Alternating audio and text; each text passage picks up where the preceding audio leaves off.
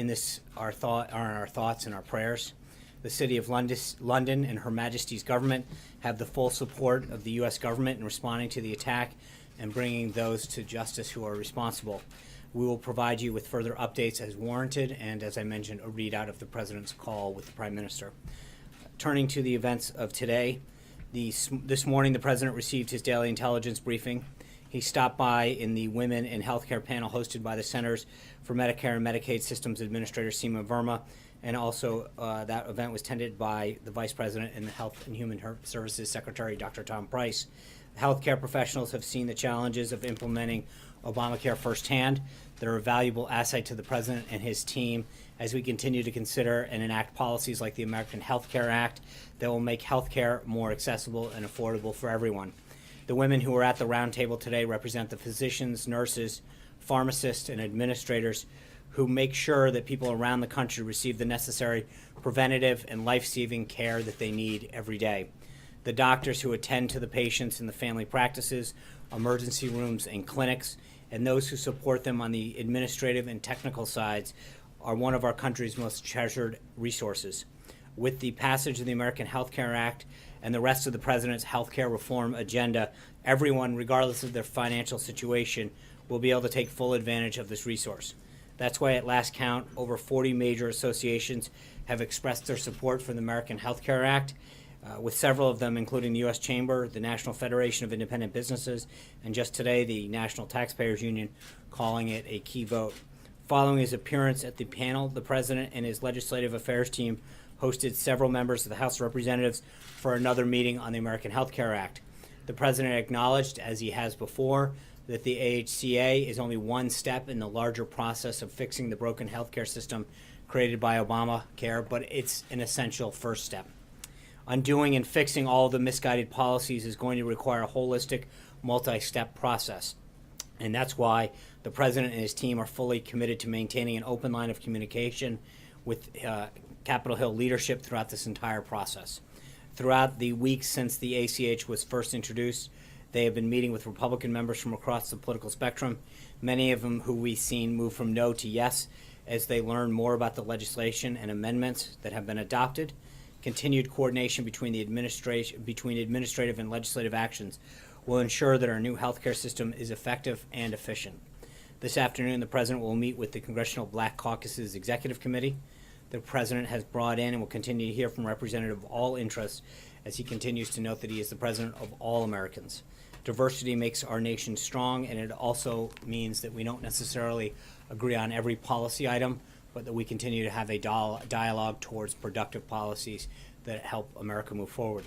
The President looks forward to discussing the CBC's policy priorities and finding ways that they can work together where those priorities align. This evening, the President will have dinner with Secretary of State Tillerson. Today at the State Department, Secretary Tillerson hosted the foreign ministers and senior leaders of the Global Coalition working to defeat ISIS for the first meeting of the full coalition of 68 members since December of 2014. This meeting follows up on the Defense Ministerial Secretary Mattis hosted last month in Brussels. The coalition is united in the fight against ISIS, and this meeting seeks to accelerate international efforts to defeat ISIS in the remaining areas it holds in Iraq and Syria, while maximizing pressure on its branches, affiliates, and networks. This meeting is part of our whole-of-government approach to defeating ISIS. The Trump administration will use all of the tools of national power in coordination with our international powers to cut off ISIS's funding, expand intelligence sharing, and deny ISIS geographic and online safe havens. Also today over on the Hill, Judge Gorsuch, in his second day of questioning by the Senate Judiciary Committee, during his nearly 12 hours of questioning yesterday, now at least I know how someone else feels, the judge continued to prove himself an enormously qualified jurist that Americans will all be proud to see on the Supreme Court. It's not surprising that Senate Democrats are failing to gain traction for any of their pot shots and opposition to Judge Gorsuch. There's simply not enough politicizing in the Senate Democrats can do to hide the fact that Judge Gorsuch is an immensely qualified and thoughtful jurist with a lifelong dedication to our Constitution. A few administrative notes before I take your question. Last night, we formally announced that the President will travel to Brussels for the May 25th meeting of NATO heads of state and government. During this meeting, the President looks forward to reaffirming our commitment to NATO and discussing critical issues to the alliance, especially allied responsibility sharing and NATO's role against the fight against terrorism. The President will also host NATO Secretary General Stoltenberg to the White House on April 12th. Today, the President declared major disaster exists in the state of Wyoming and ordered federal assistance to supplement state, tribal, and local recovery efforts in the areas affected by a severe winter storm and straight-line winds that occurred in February. We also announced that the President will deliver this year's commencement address at Liberty University on May 13th. The President's proud to call Liberty's President, Jerry Falwell, his wife Becky, and their entire family as friends, and looks forward to celebrating the success of this amazing graduating class on such a momentous occasion.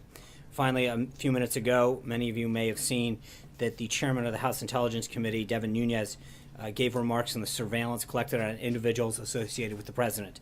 Let me quote him directly. Quote, I recently confirmed that on numerous occasions, the intelligence community incidentally collected information about U.S. citizens involved in the Trump transition. Details about U.S. persons associated with the incoming administration, details with little or no apparent foreign intelligence value, were widely disseminated in the intelligence community reporting. And third, I have confirmed that additional names of Trump transition team members were unmasked. And fourth, and finally, I want to be clear, none of this surveillance was related to Russia or the investigation of Russian activities or the Trump team. My understanding is that Chairman Nunes is coming to the White House later to brief the President on this development, and we will have a readout for that meeting once it occurs. With that, I'd be glad to take your questions. Mara. Two questions, one on Nunes and then healthcare. Is your understanding that none of these unmasked names were leaked? I don't know. I literally read the statement or heard the statement, came out and briefed it. It was wrapping up as we were beginning this. Okay. Today, in the pool spray, the President said, keep your doctor, keep your plan. Didn't work out that way. You didn't get your doctor, you don't get your plan. This is one of the reasons we have to repeal Obamacare. Is the President assuring people who currently like their plan or like their doctor that under the American Health Care Act they can keep their doctor and their plan? Well, that's the hope. And what I mean by that is not to be cute, but last time they were promised something that didn't turn out. I can't promise something that a doctor stays in a plan or a plan stays there. But that's a bit different. We understand that we're letting market forces come into play here. Competition, doctors can change what insurances they take, plans can come in and out of markets. What I think we can be assured of is a couple things. One is that currently under Obamacare, premiums are set to continue to skyrocket. We've seen an average of 25%. We've noted before in Arizona they've gone up 116%. I think there's no question that the additional competition and amendments that have been brought into this discussion will help lower the trajectory of that, number one. Number two is I think that there's going to see greater choice. So I think those are the things that we're willing to talk about being part of this plan, because you can't, where they erred last time is went out and made promises that they couldn't keep. And I think that one of the problems that they did is that they've tried to suppress market forces and competition, and instead of lowering costs and increasing choice, which is what they sought to do, it did the opposite. So that's where this is headed, and I think that's important. John. Thanks so much, Sean. On the AHCA, Mark Meadows, who appears to be a firm no in terms of his opposition to the replacement bill, said that 25 members of the Freedom Caucus are opposed to this replacement bill. Do you dispute those numbers? I'm not going to share our whip count. I know we saw Lou Barletta, who was a hard no, come out and say he's yes. Steve King, I believe, had been a no. He's a yes. Member by member, we're seeing tremendous support flow in our direction, and the count keeps getting stronger for us. So I'm not going to start to get into yes or no's, but I would just say that, former Congressman Mulvaney, now director of OMB Mulvaney, who is a leader in that caucus, has been a very strong advocate of this policy. As you know, he's been up on the Hill talking to his former colleagues, assuring them of the effort and why the process has to go the way it does. But I'm optimistic in the sense of what we're seeing and the trajectory that this is going and the number of votes that are flowing our way, not the other way. And on the confirmation hearing for Judge Neil Gorsuch, I have not seen any Democrat come out in support of Judge Gorsuch just yet. Do you anticipate that you'll get Democratic support on this particular nomination? I hope and believe so. I think that there have been several that have been spoken very positively. I think he's been extremely impressive throughout this confirmation process. And you've heard members, both in the Senate, on the committee, and then a lot of outside voices comment on how well he's done, how qualified he is. And I think it's tough for anybody to say that he's not immensely qualified for this position. Alexis. Sean, related to Congressman Nunes, can you explain why the White House has agreed to meet with him at all about what his findings are? And the reason I ask that is because the minute that Director Comey said that there was an official investigation, it might appear as if the White House is interfering with the investigation, and Congressman Nunes should present his information not to the White House, but to the FBI. So why is anyone here at the White House agreeing to meet with him about his findings? We'll have a readout for you after that meeting. I think he did this press conference. He made the announcement that he was coming up to see the president to share these findings. I don't know who else he shared them with. I don't know, to your question, I don't know if he's briefed anyone else on it in terms of the intelligence community, either Admiral Rogers or Comey, or whether this is something they shared with him. But I think as after the meeting, hopefully, depending on the classification level, we may be able to share more on that with you. Add, is the president concerned at all that there will be an appearance immediately today that he has interfered with an ongoing investigation, whether it's a congressional investigation or the executive branch investigation, by meeting privately with a congressman who says he has information? So let me get this straight. Number one, we asked, as you know, 2 weeks ago, we said this is the appropriate venue. Number two, you guys have asked us over and over again, why aren't we meeting with certain individuals? The chairman of the committee, that one of the two committees that we asked to look into this, wants to share his findings. I don't, or what he knows. I think that is exactly how we've talked about this working. But I would leave it to Congressman Nunes to come up and to brief and share his thoughts. I don't know what his plan is. Obviously, he briefed the media before he briefed us. He went down and talked about what he had found. So, you know, it's interesting. I didn't see any complaints from you guys when he went down and held a press conference for the umpteenth time talking about his findings and what he's found. There's no complaints from the media when he shares what he's found with you guys, but when he wants to come up here and tell us this is where the investigation stands and here's what I've learned, there seems to be a little bit of an interesting double standard on that. To close the loop, because the president said that he had additional information that he believed the White House or he or his representatives would present related to this investigation, what Congressman Nunes has is not related to that. You're asking me questions that he has not briefed us. He has not briefed the president. You guys, as I noted, he actually went down and spoke to the media before he shared this with us. So, you know, I would ask the colleagues that ask questions more than collectively, the media has more of an opportunity to ask questions and to hear what he has to say than we do at this point. So once we have more to understand what he said, to the extent that we can, I'm sure we'll be glad to share it with you. But the media has more information than we do at this point. John. Sean, staying on that healthcare. Didn't we already know that there was incidental collection of intelligence involving some members of the transition team? And I point to... Not the way you guys ask the questions. I mean, you questioned us every day about what we knew, and now you're coming back to me saying, didn't we already know this? Well, No, but didn't we guess already I'm know doing that somewhat of an effective job. Flynn was monitored in his conversations with Kislyak? Right. So we knew Well, about that. I guess my point, John, is I don't know. He made a statement, went down to the press. Until we get briefed on this, until the president gets briefed, I don't know what he knows.